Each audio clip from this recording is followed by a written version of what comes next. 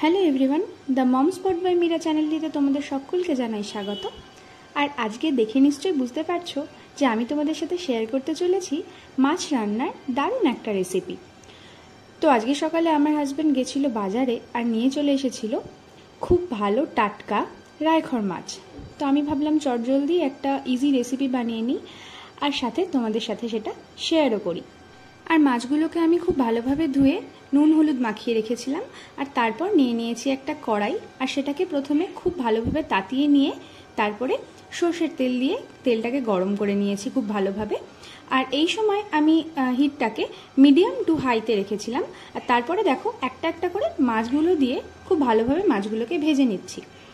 আর এখানে একটা কথা মনে রাখতে হবে, মাছগুলো খুব কড়াভাবে মাছ ভাজলে চলবে না, কেননা এই রেসিপিটাতে ঝোল সেরকম রাখবো না। সেই কারণে মাছগুলো যদি বেশি কড়া করে ভেজে ফেলি তাহলে কিন্তু মাছগুলো হার্ড হয়ে যাবে, নরম থাকবে না। তো সেই জন্য হালকাভাবে এপিট ওপিট করে মাছগুলোকে একটু ভেজে নিতে হবে। তো দেখো আমি এভাবে সব মাছগুলোকে প্রায় ভেজেই নিয়েছি। এবার মাছগুলোকে তেল থেকে খুব ভালোভাবে ছেঁকে তুলে নেব। এই রান্নাটা করার জন্য আমার কিছু সবজি আর মশলা লাগবে, যেগুলি আমি আগে থেকে রেডি করে রেখেছি। তো চলো তোমাদেরকে সেগুলো দেখিয়ে দিই। দেখো এখানে আমি আলু নিয়েছি, আর আলুগুলোকে আমি আলু ভাজার মতো করে একটু মোটা মোটা করে কেটে নিয়েছি।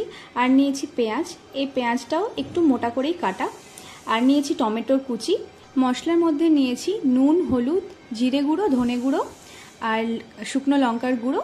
আর ফোড়নের জন্য নিয়েছি কালো জিরা আর শুকনো লঙ্কা। আবারও আমি একটা কড়াই বসিয়ে দিয়েছি, আর সর্ষের তেলেই এই রান্নাটা করব। তো আমি কিছুটা সর্ষের তেল দিয়ে দিলাম।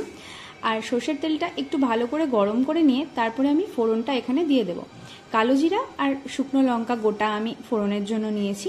তো আমি এখানে একটা শুকনো লঙ্কাই ভেঙে দু টুকরো করে দিচ্ছি, যেহেতু আমরা খুব একটা বেশি ঝাল খাই না। আর তোমরা যে যেমন ঝাল খাও সেই পরিমাণে তোমরা এখানে শুকনো লঙ্কা ফোড়ন দিতে পারো।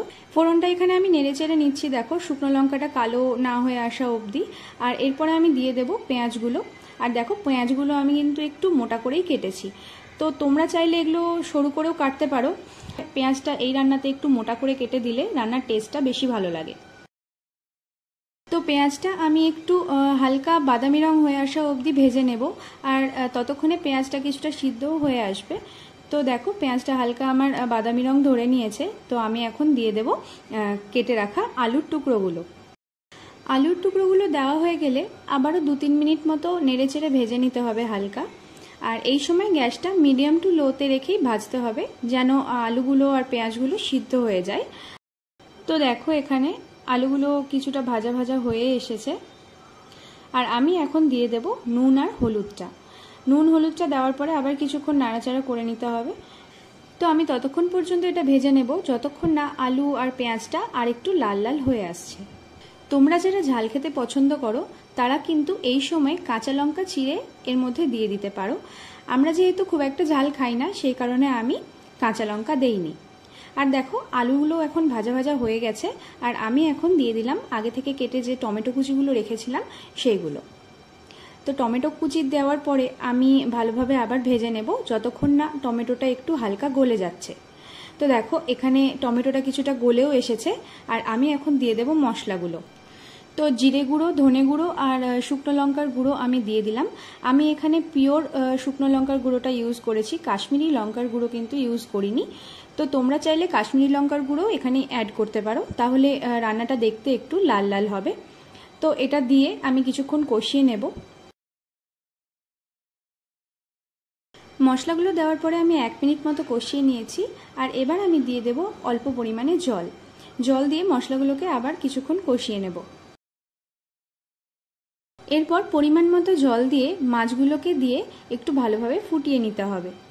মাছগুলো ঝোলের মধ্যে ছাড়ার ভিডিওটা আমি তোমাদের সাথে শেয়ার করতে পারলাম না, কেননা ওই সময় আমার ছেলে ঘুম থেকে উঠে গেছিল আর ওকে কোলে নিয়ে আমি মাছগুলো ছেড়েছিলাম।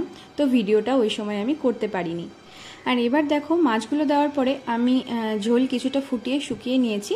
তো তোমরা চাইলে ঝোল একটু বেশি পরিমাণে রাখতে পারো। আমার এই রেসিপিটা শুকনো শুকনো খেতেই ভালো লাগে, সেই জন্য আমি ঝোল একদম রাখিনি।